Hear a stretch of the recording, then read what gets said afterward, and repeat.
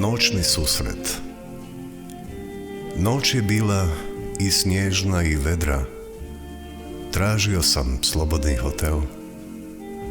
Nije mi se žurilo i godila mi je šetnja. U svakom baru popio bih piće, upoznajući nepoznat grad, promatrajući s onu stranu šanka. Nakon nekoliko barova učini mi se da prati me neka žena. Zastao sam u vežu i pogledao bolje. Bila je visoka, umotana u crni kaput, s velikim sunčanim naočalama. Stala je, izgubivši me, i čekala mirno.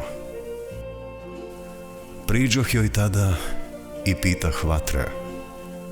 Nasmiješila se i rekla da zna da sam je primijetio, da ima molbu na mene, da mora umrijeti. I bih li je ja primio k sebi. Ušli smo u zadnji otvoren bar, naručila je rum i dala mi knjigu. Sartrova mučnina je to bila, s podcrtanim stihovima Some of these days you'll miss me, honey. Ne sjećam se što je dalje bilo.